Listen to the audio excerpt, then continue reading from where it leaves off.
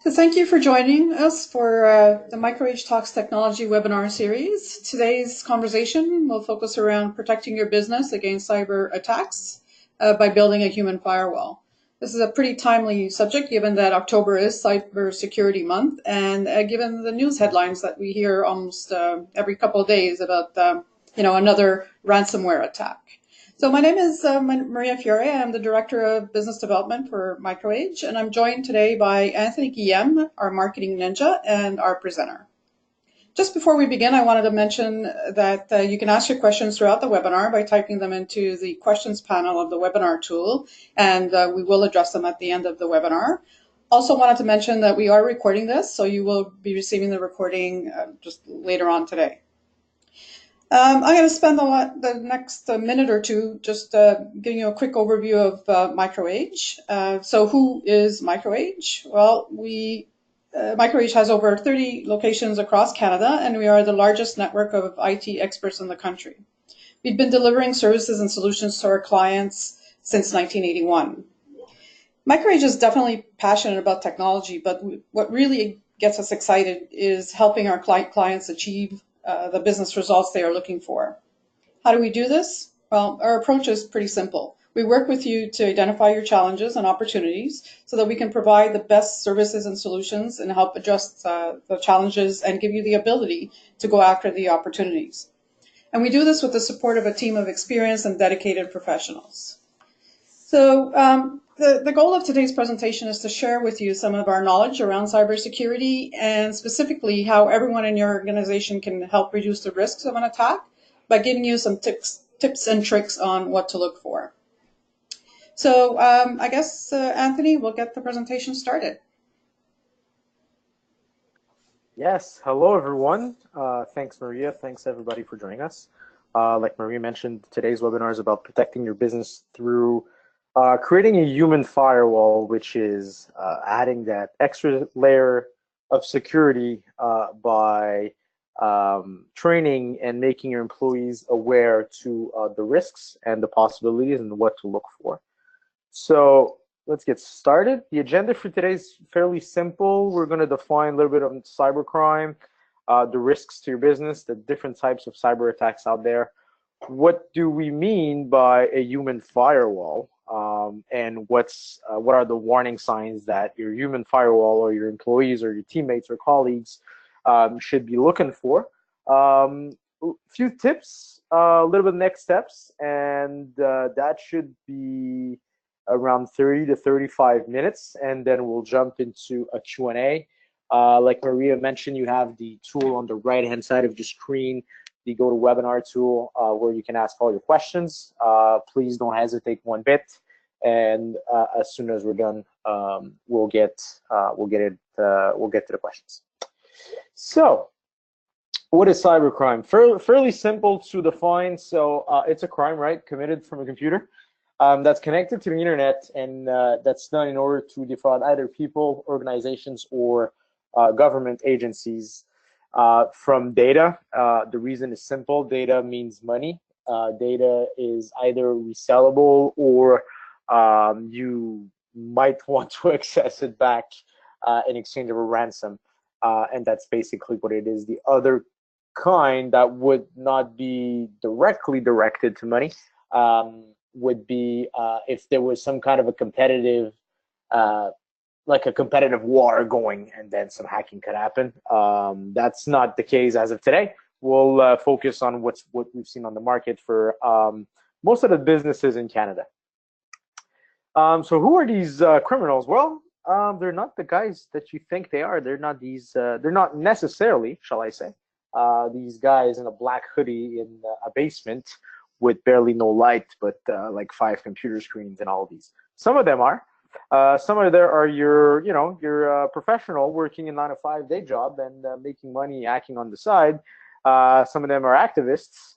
Some of them are the insider that do have direct access. And when they are not these criminals, these 6 charming people that you see on your screen today can often be accomplices, and that's without them knowing, because cyber criminals use social engineering tactics to fool the average person into taking desired action, whether it's in an email or in a web page or text message, whatever it is.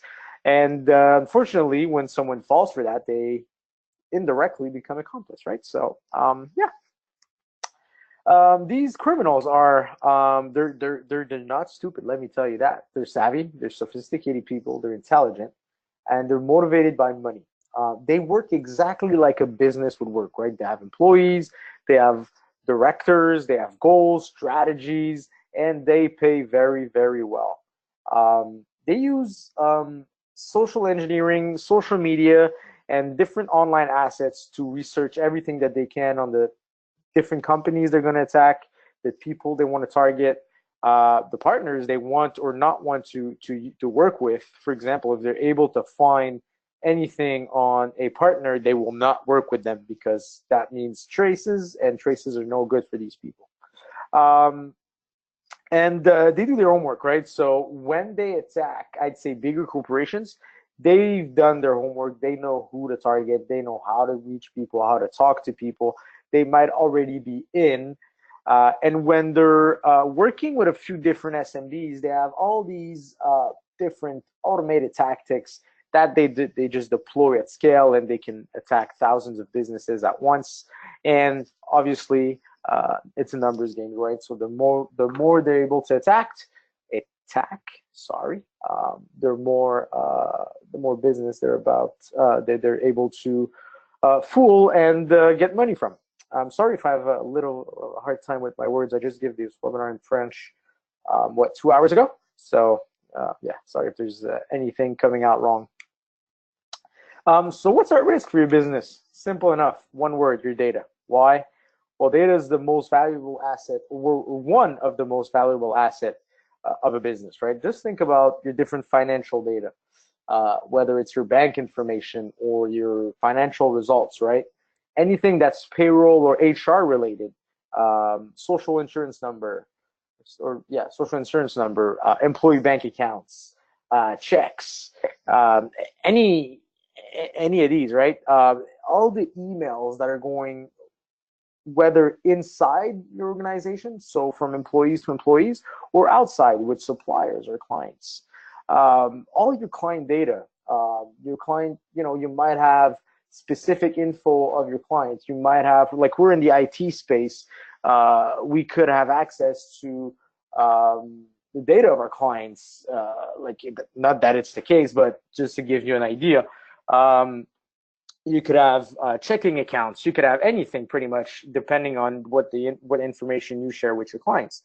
And everything that's related to in-house, I'd say, applications, intellectual property, anything that you developed and has potential value, either for your business alone, for a competitor, for them, or just to lock down and make sure that you need to pay to get it back, right? So they're not after the data per se, they're after the value of that data through either your business, your clients, competitors, or even the dark web, right? If they're able to steal data, they might just resell it online on what's called the dark web, which, if some of you online don't know, is like a non-legal internet where you can buy all kinds of stuff. It's kind of scary.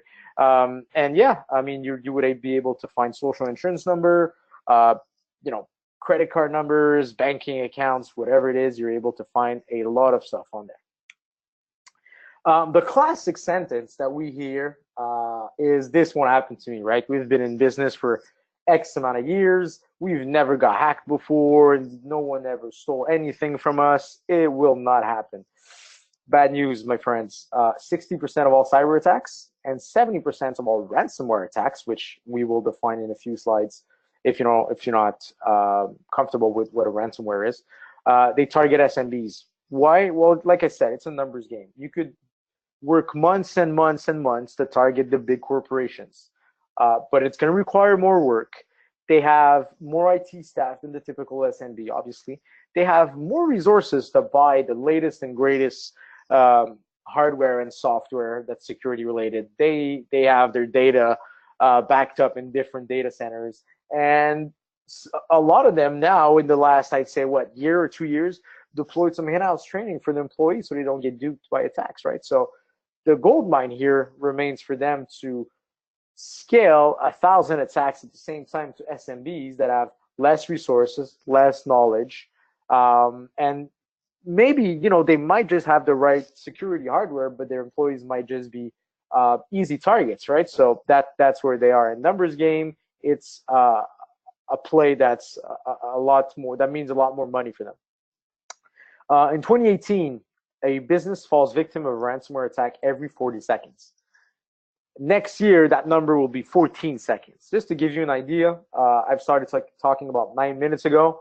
That's a lot of businesses losing their data, paying ransoms, and that's a lot of hackers making a lot of money.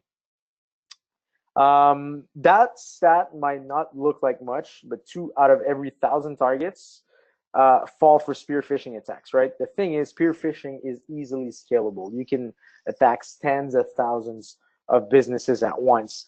And getting 2 out of 1,000 is a great start. And like the next says, 91% of successful data breaches start with a spear phishing attack. When you're able to get that first little bite, that first little part of information or data that you're looking for, then you can deploy number 2 and number 3, and next thing you know, these hackers have, I wouldn't say control, but yeah, access to all of your data.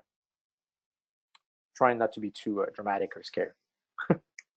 Some of the cyber attacks methods that are out there. So phishing and spear phishing, which is targeted. Phishing would be at scale. Spear phishing would be to specific businesses or specific, for example, marketing people or finance people, et cetera, with the same engineered tactics. They just deploy it at scale. Exactly like a fisherman, right? You entice fish to bite to different social engineering tactics.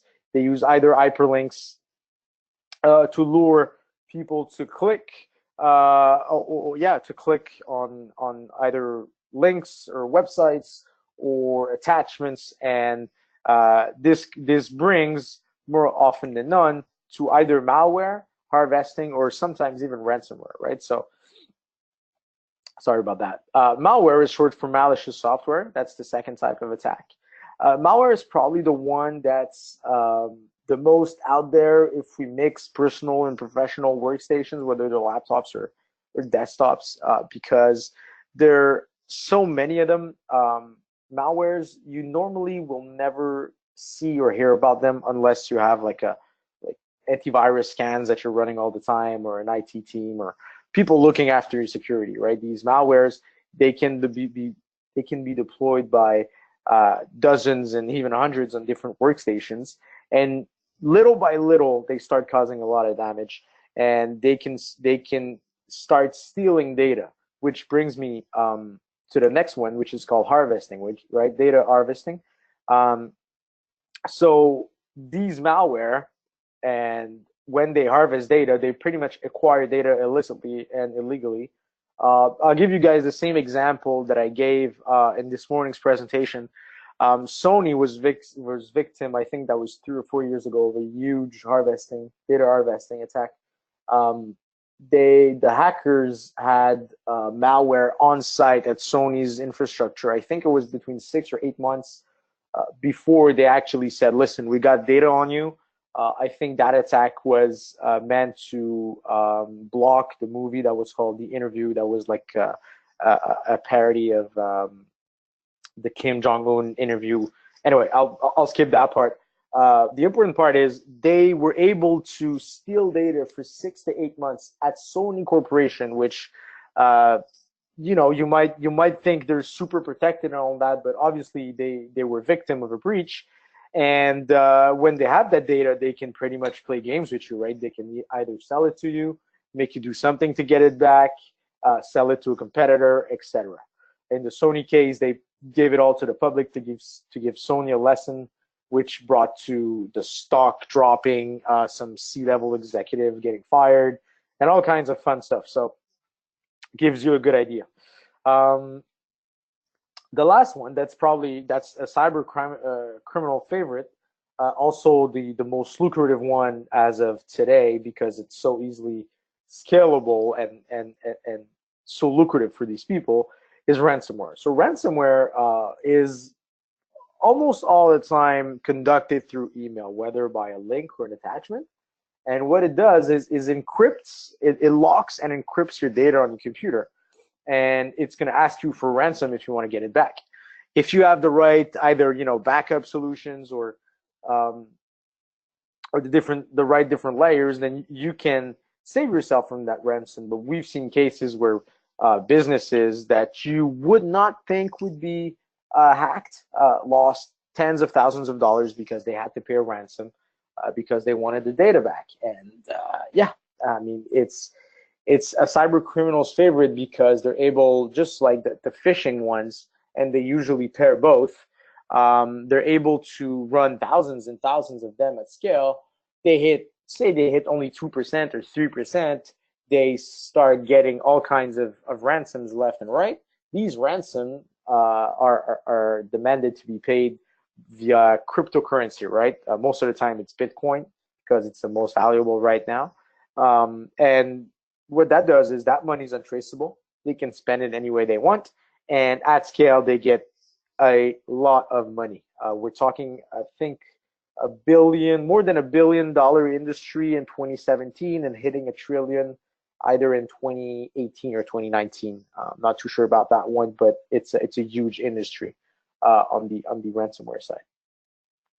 So depending on your position, that for the ones of you that are online, you might know the best practices around cybersecurity on the market. The first one, obviously, is to do security evaluation and to put together a strategy to protect, just like you would protect, your house or your building if you have a business, right? So you want to protect your parameter, then you want to protect different endpoints, you want to have a security system, et cetera, et cetera. So you want to put together a plan. Next, you need the right firewall and different security appliances like web filtering and sandboxes, for example, to give you that, like I would say, the network kind of peace of mind, which is obviously a great start. And actually, it's absolutely, you're obligated to have that if you run a business. If not, I mean, something's going to go wrong sooner or later. Then what you want to go to, where you want to go to, I'd say, complete those hardware solutions is deploy the right software, right? So whether it's antivirus, anti-spam, patch your workstation, patch your infrastructure, patch all of your hardware, right? So you want to manage all your patches. And patches are extremely important for two things. One is obviously the performance side of everything, but also patches are, in majority of the time, they're made to fix potential security issues and breaches. So very, very important to deploy these as softwares. Then, in case of a breach, right, you want to make sure you have the right backup solution and the data recovery plan. So what's your data? Where is it? Is it correctly backed up? And are you able to recover it in a span of time that makes sense for your business? Did you to lose as less data as possible and lose as less time and money as possible? So that's all, nice and fair. But as you can see, there's a big hole in the middle, right? And the big hole is simple. You need to create a human firewall. Why do you need to create a human firewall, and how does that act? Well, it's simple. You might have the best technologies, the best security technologies, or the best appliances or hardware or software in the world. It doesn't address your weakest link. The weakest link is all of these people with their iPhones on your network and their iPads and their workstation, right? For employees, being victims of social engineering attacks, become victims without even knowing, which is why you need to deploy a human firewall through different things, right? And I'm going to add on this in a few seconds. You want to deploy cybersecurity awareness to your employees. You want to make sure they're educated towards the risks if they click, an email link, or if they open an attachment. You want to provide them with training because, for example, we at MicroAge, we're in the IT space. We're aware of that. I wouldn't expect my mom, for example, that's in the accounting world, to be aware of the risks of a special email or an illegal email, might I say. you want to deploy, or you actually want to have a look on, what kind of people are at risk. So you want to have the proper reports, and you want to monitor what kind of activities are going on, not to control your employees, right? Just to see kind of progress. And what I wanted to add here is at MicroAge, yes, we're able to help you with all the right practices of cybersecurity, right? From the evaluation, the cybersecurity audits, to the backups and everything in between, right? One thing that we're able to do very well across Canada too is deploy training programs to your team that will fake ransomware attacks or phishing attacks, for example, that will provide advanced training if people take the bad action or the undesired actions. And it also gives you proper reporting and proper monitoring of who in your organization might be at risk or might put your organization at risk, which means you're able to educate your people. And that small investment, and it's really small if you compare it to the price of the typical security appliance, is worth every penny, right? Because you're able to add that extra layer of security and protect your data and protect your business. So who's the target? Well, I am, you guys are, everybody with an internet connection, email inbox is. Personally, I have 5 or 6 email addresses. I'm on different Wi-Fi's all the time. I'm in a Wi-Fi now. I might just open my computer at home later tonight, be on another one. We're basically all moving targets, right? And so that's why it's important to deploy what we call think before you click, right? And think before you click is a set of warning signs that's made to just give you that little edge, that little 30 seconds to a minute thinking process to make sure you're not about to corrupt your business, corrupt your personal data, corrupt your business data, and protect everything. And there's a big reason where we're doing this is because obviously it's not fun for anybody to get hacked, right? But we think it's important that we give as much awareness as possible to people so these hackers are getting limited, or actually we might just push them to become more imaginative and just come with new ways, but that's a whole other story. So the warning signs are the typical, we'll focus on an email for today. On a side note, I have to mention these attacks are not only by email. Email is still the #1 vector for all cyber attacks. But for example, I've had phishing text messages from internet providers that I was not a client of, or if anyone out here is listening, I'm talking from Quebec, and we have Hydro-Quebec, which is basically all the electricity in Quebec. And they were asking me to reset my password through a text message because my bill was not the right amount. And when you start digging, you see obviously it's not them. But that's unrelated to today's. Today we'll focus on email because, like I said, it's the #1 vector.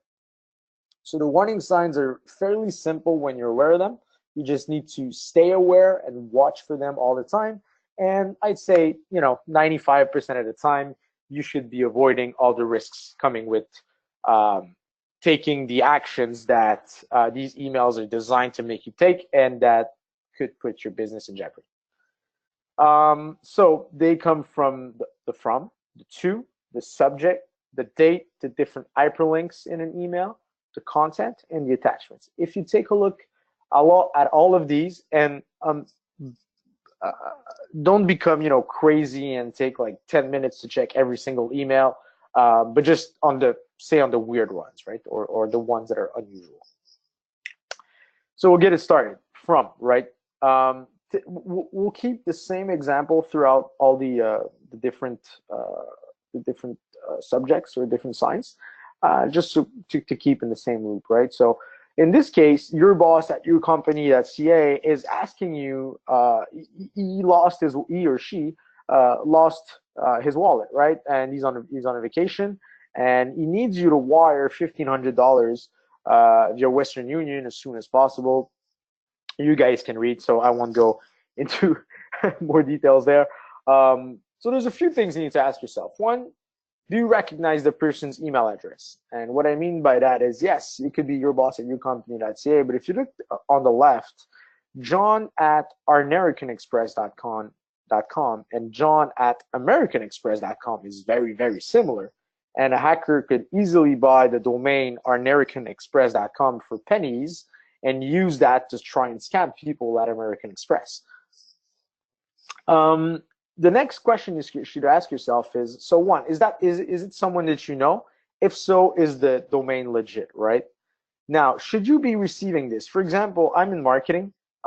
Should my boss tell me he needs money via Western Union because he lost his wallet in Italy? Well, probably not, right? He should either reach to family members or friends, or if it was, 100% business related, he should probably reach out to the finance or the accounting department, right? So me being in the marketing side of things, I should definitely not receive that kind of an email, unless you're very close or there's just a special link there. But you get the whole picture, right?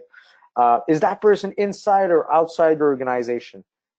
Is that someone that you normally can communicate with, or is that like the first message? These are all the questions and the thinking you need to have, and that'll point you towards knowing if it's yeah or nay, pretty much. Yeah, if it's legit or if it's scam. Next would be the two, right? So is this email specifically delivered to you? For example, this one, you might have seen it. There's a typo at accounting. It's accounting.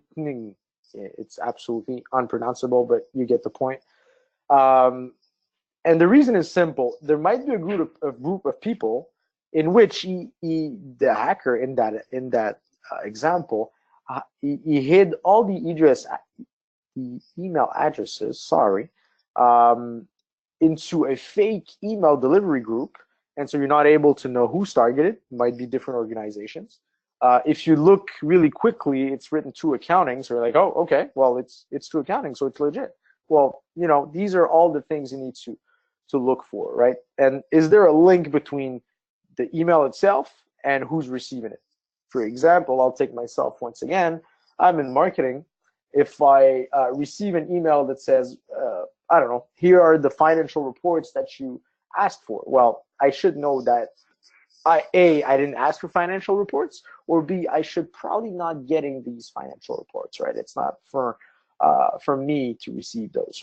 So by just asking those few questions, you'll be able to detect what's legit and what's not. The date and subject, it follows itself, right? I'll take an example here. For example, if I receive an email from my boss is a night type of guy. So if I receive an email at 11 or at 12 at night, there's a lot more chances that these are legit rather than like 5 or 6 in the morning, just because I know he's a night bird, and that's a specific case because I know that person, right? Just by knowing and asking yourself those questions, you might just found those small irregularities and find that fine line between legit or not. The subject, right? Is it unusual? Is it well spelt? Does it fit the content of the email? Does it answer a question you never asked? I'll retake my example of the financial reports because these are a few of the scams that I've seen. And it says, an email subject as the RE for the answer. So here are the financial, as discussed, here are the financial reports that you asked. I know that I didn't ask for those reports. I know that this is not legit, and I know I should not click on that, right? So always ask yourself, does it all make sense together? Should your boss, in that specific case, write a message to accounting at 10:27 p.m. saying his wallet and passport were stolen? Chances are it should not be his first option, right? So I'm not saying 100% of the case it's going to be a scam, but you know where we're going with this, right? The content, once again, is the content unusual? Does it fit the email of the subject? Does it answer a question you've asked or never asked? And does it take general information that anybody could have? If I'm in marketing and someone's, there's like a too good to be true email, or something that's would be easy to ask to any marketing people, then it's questions that just might pop a thought in my mind. And if you're not sure, you're always better off trying to reach that person in by phone, or just deleting the message. If it's so important, you'll receive it again in a week or so, or that person will eventually follow up with you, which I always say for not doing the action you're not sure about doing.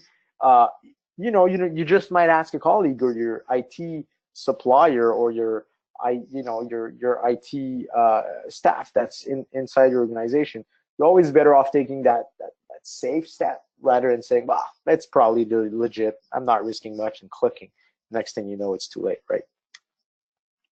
The hyperlink. The hyperlink's is a funny one in that one, because there's a few things you could think about, but it's not necessarily easy. So westernunion.com could be totally legit, so that's fine. But should this email actually contain a link? And does the link make sense? If you do control and scroll over that link on a Windows PC, you'll be able to see the full length of the link. And if it starts going on 17 different lines, then you might just ask yourself some questions. Doesn't include like weird characters and numbers that make it look non-legit. And double check the domain. That one is, if you look, that one doesn't really have a mistake in the domain, right? But if you look on the bottom left side of the slide, if you were to write microage.ca or mlcroage.ca, it's very similar when you look at it very quickly.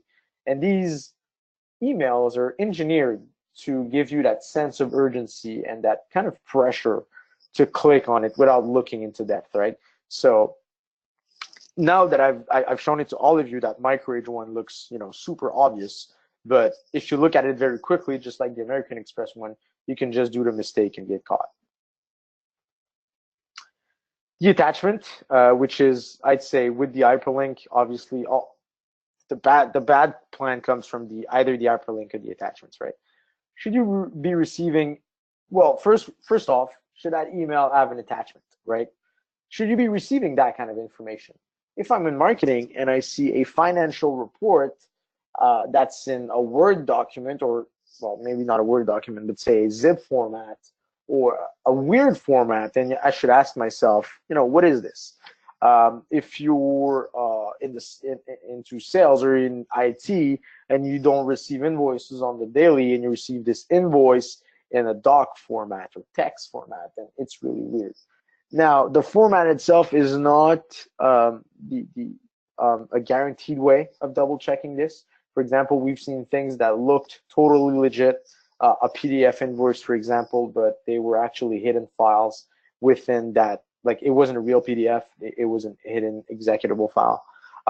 But all of these questions, like if you think about these, what went to those 7 little thoughts here and there when you receive weird emails, 95% of the time you'll save yourself from trouble. A few tips. I hope you guys found that interesting, or at least helpful. Be alert and aware when you're online, opening emails, opening web pages and all that. Be on the lookout for anything that's unusual, like a pop-up message. Just be aware of what's going on. If you click something or open an attachment and you see your computer that's starting to go nuts, you're always better off shutting it down, calling your IT guys, whether it's your supplier or internal staff or colleague, and disconnecting from the network, right? Because if it screws up your workstation alone, it's not fun, but it's not as bad as it screw up your whole company's network, obviously.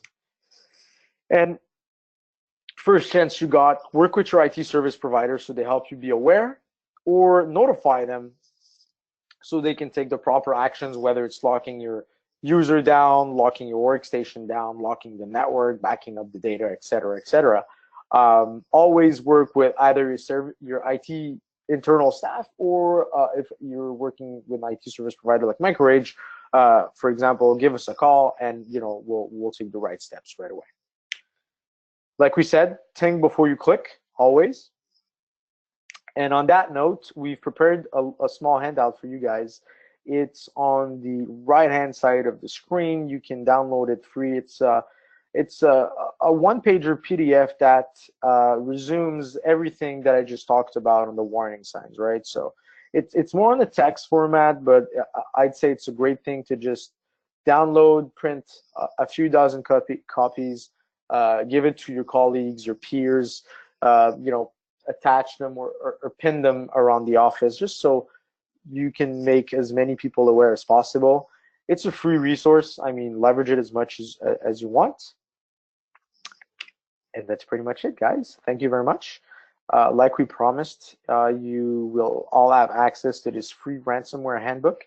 If any of you has been hacked, you'll probably be familiar with that kind of a layout. If you've never been hacked, this is probably what your screen would look like.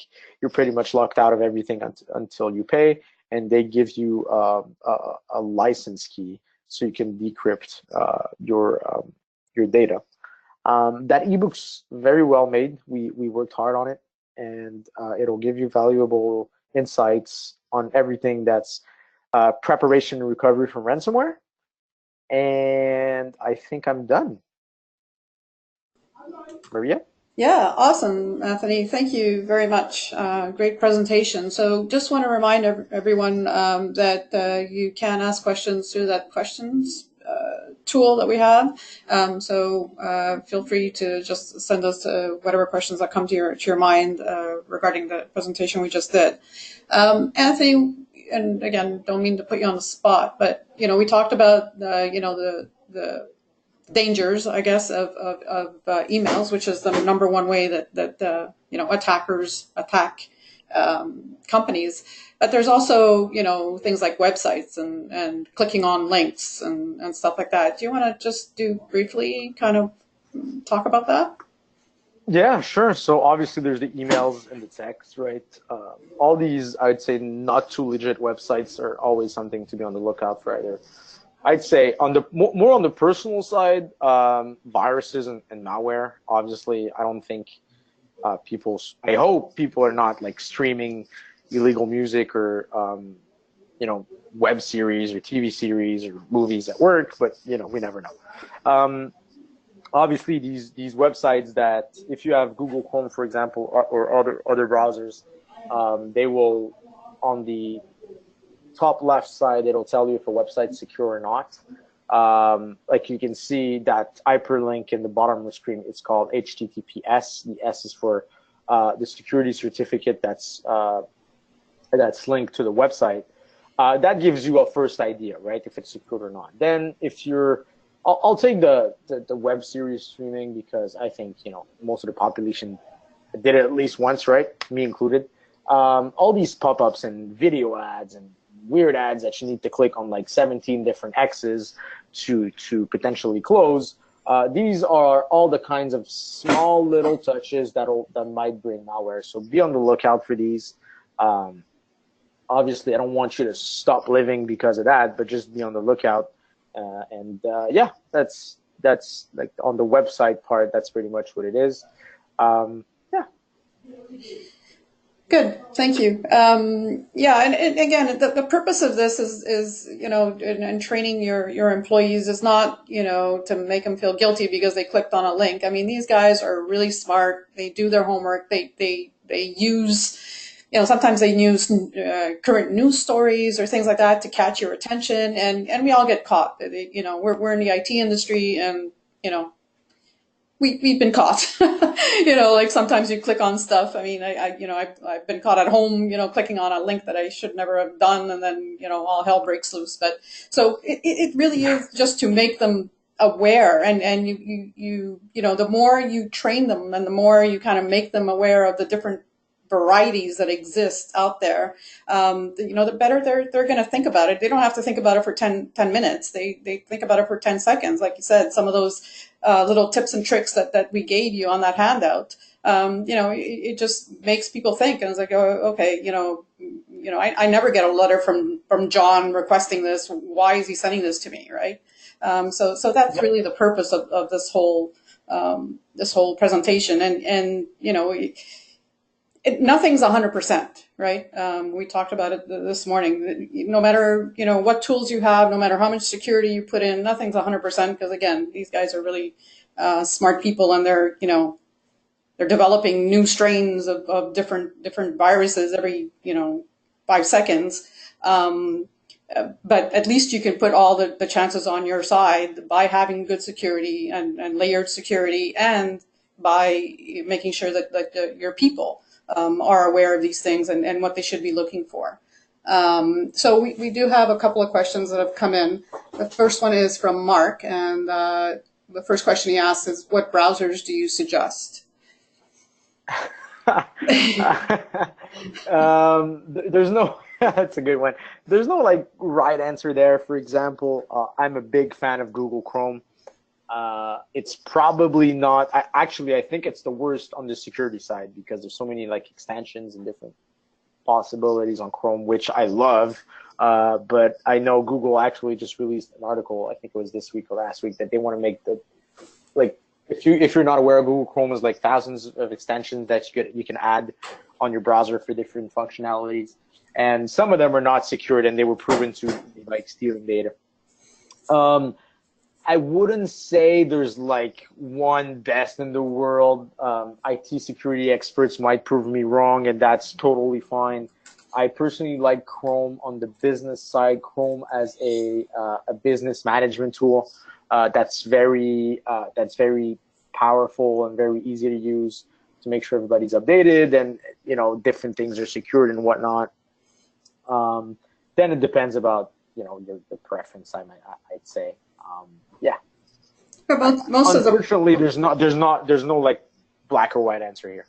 Yeah, and most of these guys work hard to make sure that, you know, they're secure, but like you said, sometimes things slip through, so you just have to be careful. The next question Mark has is, what about third-party apps like Malwarebytes? That's the second time we hear that today. Yeah.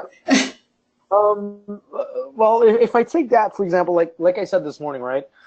A free app that'll protect you against malware, for example, is always better than having nothing at all, right? Then again, it's a free app. It's probably not the best tool in the world. It's actually, I can tell you it's not.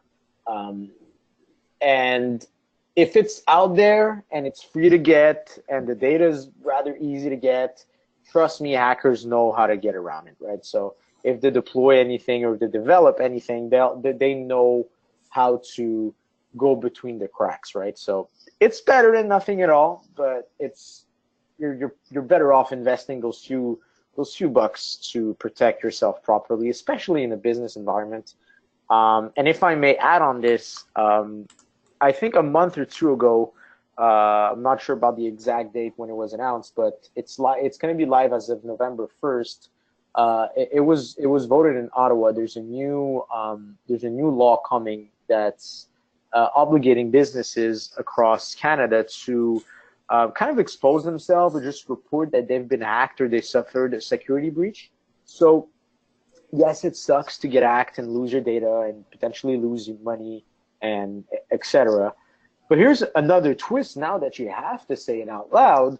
You don't want your clients or your suppliers to know that you've been hacked, right? So there's not like a double threat or a double like result from it. It's, you don't want, like, if we're in the IT space, right? Or if you're a lawyer or you're in the accounting space or anything that has to do with some kind of privileged data or very, very precious data, you don't want people to start thinking, well, they've been hacked once. I mean, what tells me it's not going to happen again? Or, what tells me my data is safe with that, service provider or whatever it is, right? So not only to not get hacked yourself and not pay the ransom and not deal with all the problems, but also on the PR side, there's now an even bigger, what's the word I'm looking for? A bigger risk or a business, problem after that. Yeah, it's about reputation, right? Yep. And we have a good point from Steve. He says, we should warn everyone on the call too about the malware minefield. So, they have bogus sites when you're searching, let's say on Google, and you're looking for a driver, or you're looking for gamers codecs, or free games or things like that. You got to be careful because malware sits on a lot of those sites, right?